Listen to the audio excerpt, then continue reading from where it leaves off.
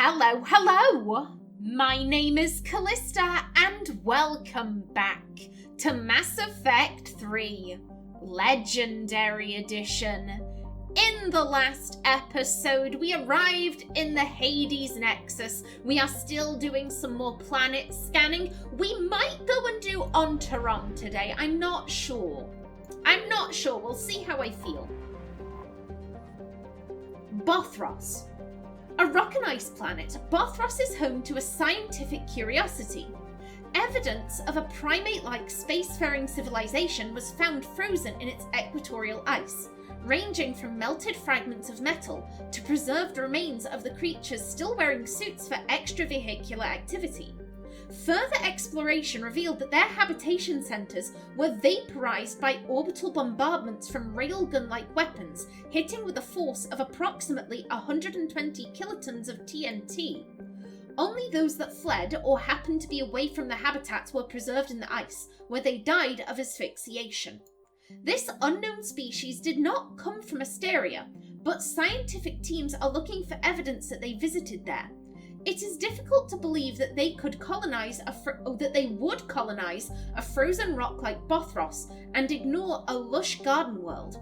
Their world of origin is also a mystery. I remember this from Mass Effect 2, and I remember saying, it was probably the Reapers. When in doubt, if anything goes wrong, when in doubt, blame the Reapers. Alliance Bulletin. Geth have been encountered in the Hecate system. All civilian traffic is prohibited. Orbital distance 8.5 AU. Orbital period 24.8 Earth years. Radius 7,191 kilometers. Day length 51.0 Earth hours. Atmospheric pressure trace. Surface temperature negative 142 Celsius. Surface gravity 1.5 G. Lovely. And next up is you. I'm leaving that fuel station for when I come back. My instinct is to grab it. My instinct is to be like, ooh, a thing. No, we leave it. We leave it for later. Triodia. A modestly sized gas giant with an icy core. Triodia's hydrogen and methane atmosphere gives it a bluish colour. It has 14 moons named after Asari virtues. Alliance Bulletin. Geth have been encountered in the Hecate system. All civilian traffic is prohibited. Orbital distance 4.8 AU. Orbital period 10.5 Earth years. Radius 27,206 kilometers. Day length 18.7 Earth hours. And then Kerr. A dry, desolate planet, Kerr is temperate but supports little life above the microscopic level. Its Earth-like temperatures and gravity make it an appealing place to build habitation hideaways, attracting Batarian slavers and criminals who can't afford more luxurious safe houses on other planets. Its forgiving nitrogen-helium atmosphere makes EVAs possible with a minimal amount of equipment. A breathing mask and warm clothing is usually sufficient. Mining and few other legitimate activities are few and far between on Kerr. The planet's crust is largely free of precious metals, instead producing kilometers upon kilometers of dolomitic limestone, calcite and gypsum. Alliance Bulletin. Geth have been encountered in the Hecate system.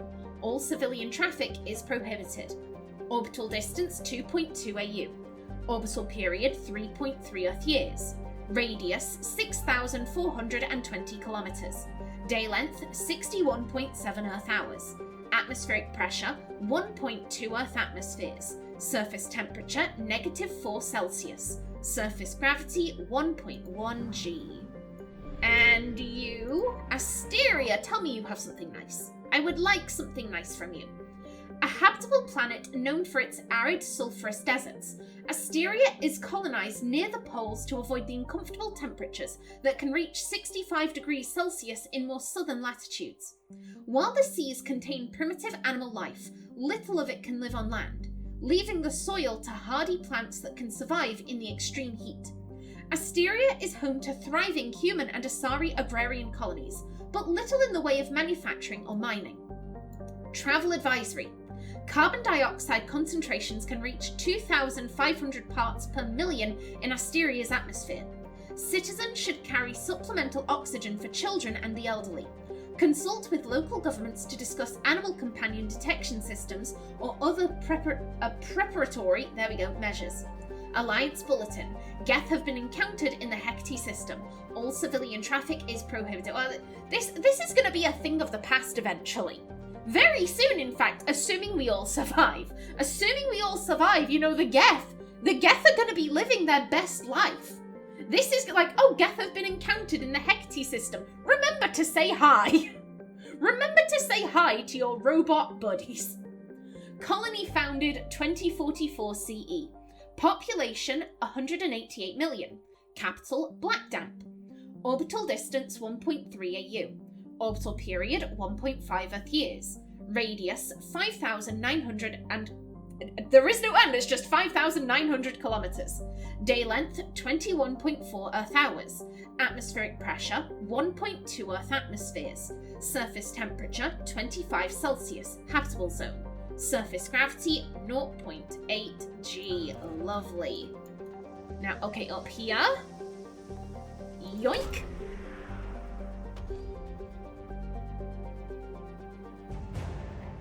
Alliance Frigate Hong Kong. Okay, well, thank you. Oh, and the Alliance Fifth Fleet. Okay. 2 in 1. You did have nice shit for me, Asteria. Good job. You got the memo. You got the memo, and you were like, yes, I can do this. Oh, I mean, we're at full. Let's go to the farthest one first. 14%. I'm going to assume that these must have. These must have decent stuff, and it's like one planet. Signal confirmed. Who are you? Gay Hinnon. A nearly atmosphereless, tidally locked planet orbiting a red dwarf star, Gay Hinnom was the first place human explorers discovered a dedicated Prothean burial ground. While a few sites were saved for posterity, Eldfell Ashland Mining successfully lobbied to scout the rest of the planet for Element Zero, and soon was embroiled in a scandal. Mining teams were looting grave sites, searching for Ezo and other treasures, and many got rich off the so-called cemetery business. While EAM officially brought a stop to the looting, its mining teams remain on the planet, prospecting the unclaimed territory and taking their ore to the Pamiat system for refining. Travel advisory. Armed conflicts have broken out between the miners and scientists, staking claims to Prothean ruins. Visitors are advised to employ security while exploring unknown regions of the planet. Population 11,503. Orbital distance 0.83 AU. Orbital period 0.8 Earth years. Radius 2,379 kilometers. Day length 0.8 Earth years. Atmospheric pressure trace. Surface temperature 35 Celsius. Habitable zone 108 Celsius to 120 Celsius uninhabitable. Surface gravity 0.1 G. And are we gonna get something Prothean from this? Prothean sphere, okay. Okay, was this? Oh, there was a guy in the docks. There's a guy talking to a security person, and he's saying like, I've got the details. I've got the details for something. Prothean shit. Like, if you just let me have food or whatever, if you just, like, make my life a little easier, I'll give you the details of where this Prothean shit is. Is that for him? That would make sense. 100 units of fuel. Excellent. Thank you kindly. Really, I'd like to explore all the new systems before I head back to the Citadel. Hello, Volkov. A dwarf planet, Volkov has a thick atmosphere of nitrogen and krypton. Home to a thriving iridium mining community, Volkov's reputation is summed up as rich but dangerous. Pirates often lurk behind Volkov's two moonlets, Zeniva and Elena, and cripple freighters leaving the atmosphere. To make matters worse, Volkov sits in the Chazov Belt, a field of asteroids and other small bodies, which leads to frequent meteor strikes on the planet. Meteor-related casualties remain rare, but on Volkov, the chances of such a death are high enough that they are factored into insurance premiums. Population 3,800. Orbital distance 8.5 AU. Orbital period 24.8 Earth years. Radius 1,705 kilometers. Day length 68.2 Earth hours.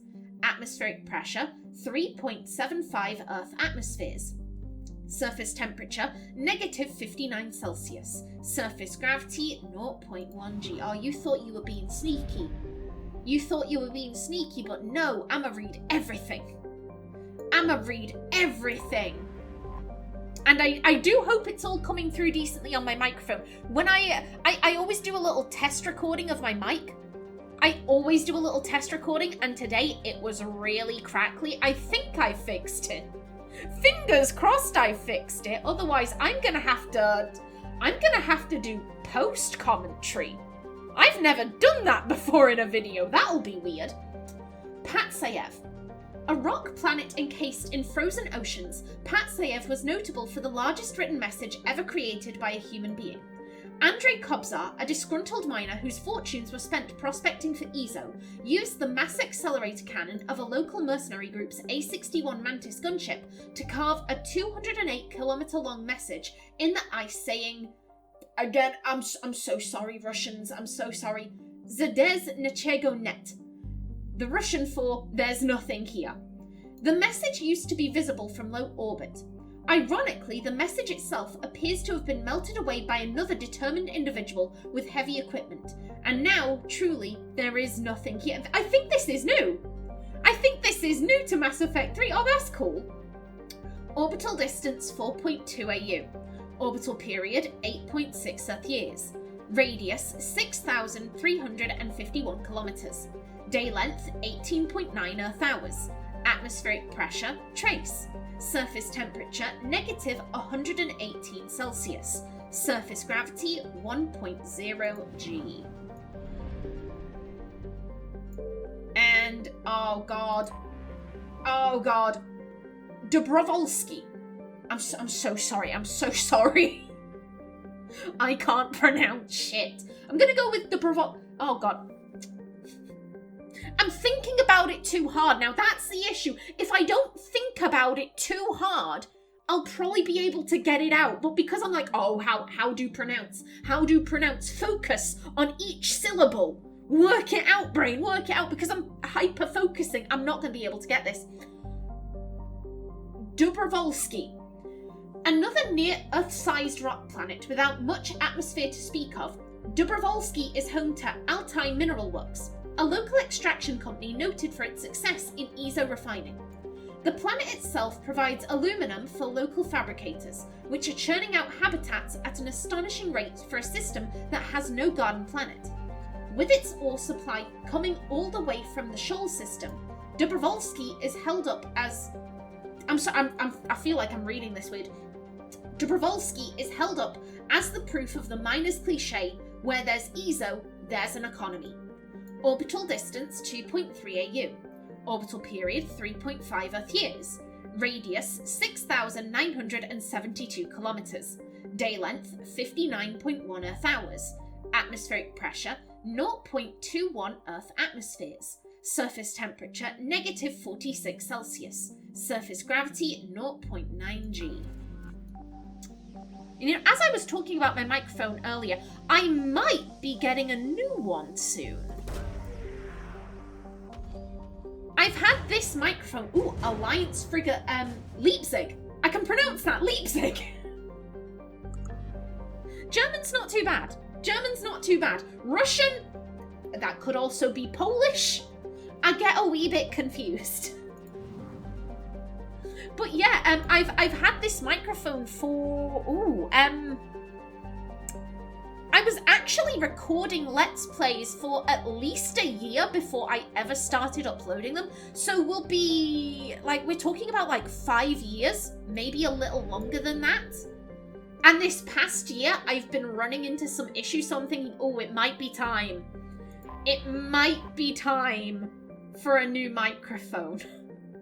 Now, fortunately, this channel is earning money, so I can put that towards the new microphone. I can reinvest in the channel, which is a really cool feeling. Komarov. First charted by the Asari but colonized by humans, the Pamyat system is home to Komarov, an Earth-sized body near the star. It has little atmosphere to speak of, but this has not stopped exploration by robo-miners, who have recovered iridium from the planet's crust. Orbital distance 1.0 AU. Orbital period 1.0 Earth years.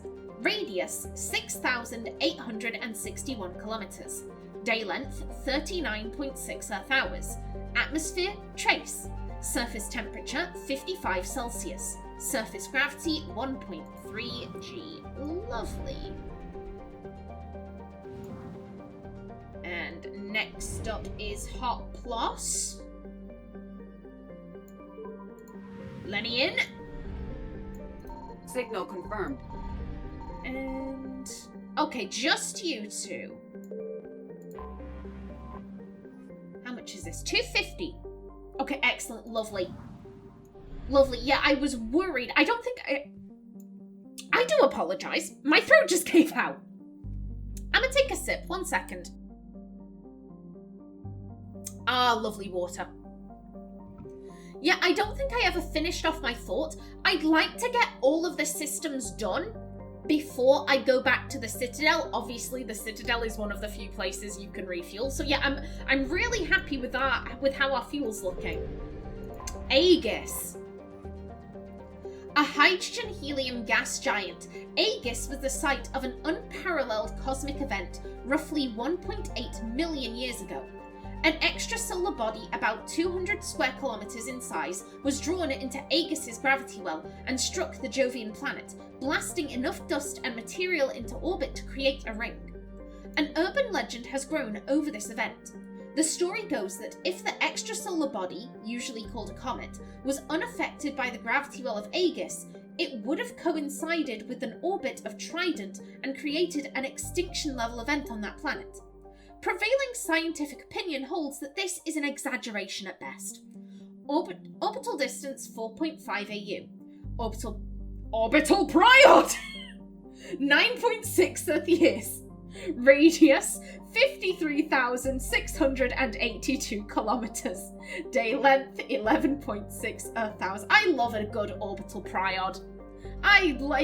Period is like my favourite word. I love it. I love it. I want to get this tattooed on me. Period. I'll have people forever asking, like, is that a spelling error? No, actually, it's intentional. Trident. A human-dominated world with over 95% of its surface covered by salt water, Trident is home to a dazzling array of life. The oceans are filled with creatures, ranging from tiny bivalves to mammoth vertebrates, unequalled even by Earth's whales and ichthyosaurs. Small archipelagos create what little land there is, and its valuable real estate is fought over constantly. Underwater extraction operations have recovered a number of valuable minerals from the ocean floor, including iridium, uranium, and dust form element 0. A largely lawless world, Trident is home to a rogues gallery of unethical corporations exploiting the resources of... my brain is filled with period. Period is love. Period is life. I'ma take a sip.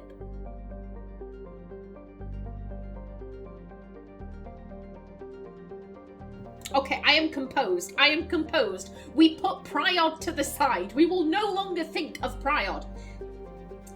A largely lawless world, Trident is home to a rogues gallery of unethical corporations exploiting the resources of the planet, and actual rogues, criminals, slavers, and mercenaries working the shadows. Travel advisory. Due to extreme weather conditions, all traffic to the surface is grounded. Trident Spaceport Controls predicts this condition will persist until the end of hurricane season. Colony founded 2144 CE. Population 6.8 million. Capital New Cousteau. Orbital distance 2.0 AU. Orbital period 2.8 Earth years. Radius 6,905 kilometers. Day length, 27.6 Earth hours. Atmospheric pressure, 1.4 Earth atmospheres. Surface temperature, 27 Celsius. Surface gravity, 1.1 G. And then you two... Makara. A small rock planet, Makara's thin atmosphere and high albedo keeps it from being much hotter than it is. The crust is high in sodium oxide, giving the planet a whitish tinge. Orbital distance 0.5 AU. Radius 4,733 kilometers. Day length 34.9 Earth hours. Atmospheric pressure trace. Surface temperature 206 Celsius. Surface gravity 0.5 G. And who is you? Copis. Copis sounds familiar. Again, I realise I've read these in Mass Effect 2, but this sounds very familiar. Makara's largest moon, Copis, is a desolate place with an extremely thin atmosphere. Its crust is largely silica-based, and there are no signs of water. Like its parent planet, its high albedo keeps it from being a total inferno, and when occluded by Makara, its temperatures can be nearly tolerable. Its low gravity can easily be countered by a vehicular or personal Mass Effect field for comfortable exploration. Orbital distance 0.55 AU. Radius 1,733 kilometers. Day length 21.3 Earth hours. Atmospheric pressure trace. Surface temperature 51 Celsius. Surface gravity 0.1 G. And you have something for me over yonder. Please, thank you. Obelisk of Kaza. Who wants that? I have no idea. Talaria. A rock with all traces of atmosphere burned away, Talaria orbits the star Hoplos at a blistering pace, every 36 days. Though tidally locked, even its twilight belt and shaded side are too barren to support life. With so many resources on its sister planet, Trident, Talaria has largely been ignored by the galactic surveying community. Aww, poor Talaria, and it's got such a pretty name as well. Orbital distance 0.1 AU. Orbital period 0.1 Earth years. Radius 3,569 kilometers. Day length 0.1 Earth years. Tidal lock. Atmospheric pressure trace. Surface temperature 908 Celsius mean. Surface gravity 0.2 G. Lovely. Okay, and that is you done. Okay, yeah, and it is just what I left. No, let me in. Let me in. Much offense. I'll be taking this. 380. Excellent. Almost up to full, and that should be... Let me just take a wee peek. Yeah, everything is done here. Lovely jubbly. Let's head on out. How many systems do I have left? You're done. That was where we met the Rachni. That's Ontarom. We have the Nubian Expanse.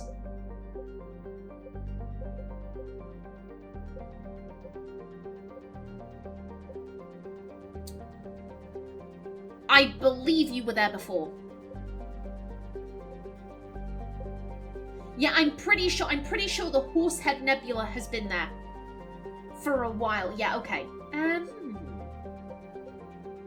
We'll go to the Nubian Expanse first. Why not?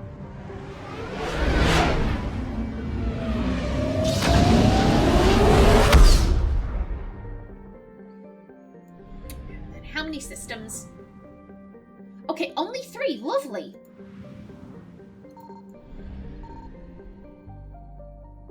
Who's got the good shit?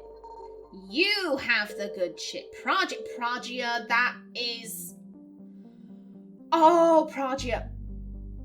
There's been a mission on Pragia. Is this where Jack's personal quest took place? I feel like I remember Jack being like, we need to go to Pragia, we need to go to Pragia. Maybe. Oh, I don't know. Zanitra. Cold, distant Zernitra has an extremely low density and is thought to be mainly water ice around a small rocky core. It has little to recommend it. It's beautiful, with a fancy name. I'll probably nick that name later. That is, how dare, much offence.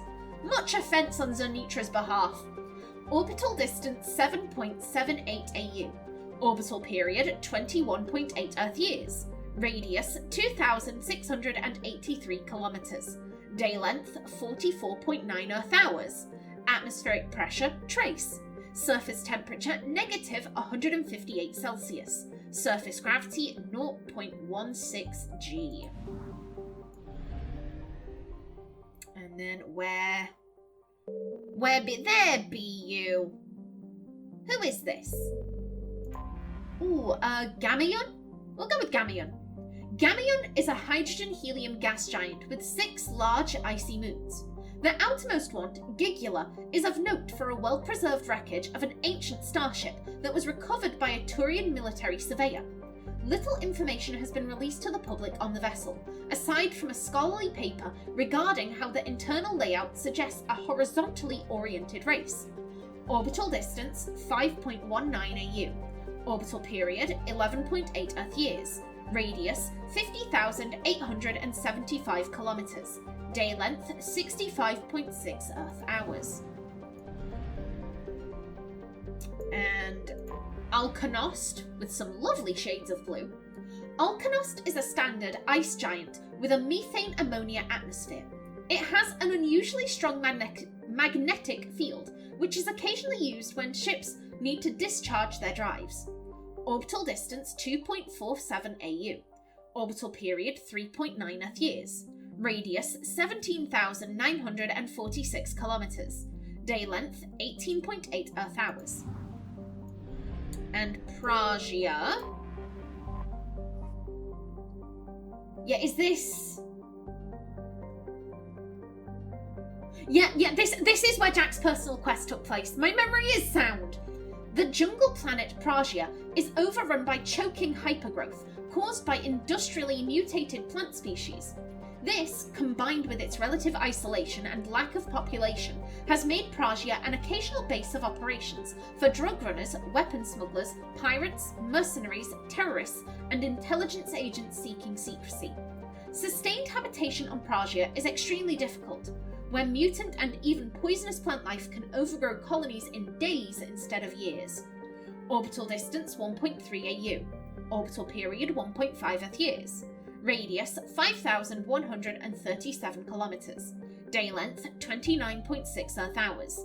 Atmospheric pressure 0.84 Earth atmospheres. Surface temperature 54 Celsius. Surface gravity 0.87 G. And what do you have? What do you have for me, Pragia, aside from nostalgia and good memories?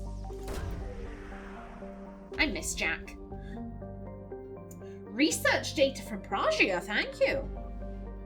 Something to upgrade ourselves. And that just leaves Bannock. Bannock is a large super-terrestrial hothouse with a crushing carbon dioxide atmosphere. A high average density of over 7 grams per cubic centimetre indicates that Bannock is a mineralogical treasure trove, if only there was some way to safely reach its seas of molten metals and iodes of radioactives. The planet's mass is so great that trace amounts of helium and molecular hydrogen can be found in the atmosphere. Orbital distance 0.73 AU. Orbital period 0.6 Earth years. Radius 7,963 kilometers. Day length 54.8 Earth hours. Atmospheric pressure 65.4 Earth atmospheres. Surface temperature 599 Celsius. Surface gravity 1.6 G. Lovely. Now let's see. Where do we want to go next? We'll head up here. Yeah, we're gonna make this no problem. And ooh, flippin' heck. Signal confirmed. Flippin', is it just you, big boy? Okay, oh, I was gonna say, I only have like 40 seconds, but it's one planet. It's one planet, 50 units of fuel. It's a little, but yeah, I'll accept it. I'll happily take it. Neressa. Neressa is an unremarkable methane ammonia gas giant with a small family of icy moons. Let me just pause my timer. There we go. Let's start that again. Neressa is an unremarkable methane ammonia ice giant with a small family of icy moons. It is likely that the Quertassi system had additional worlds earlier in its history, but these have been swallowed by the aging giant star. Quertassi is an elderly, metal-poor population 2 star, broadly similar to Arcturus. Orbital distance 6.17 AU.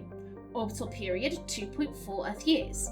Radius 42,214 kilometers. Day length 19.2 Earth hours. And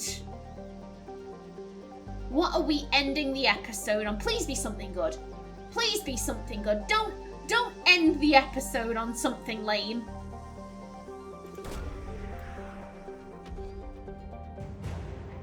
Alliance Frigate Trafalgar. Okay, I'm happy to end on a frigate. And get 100% over to Kalabsha.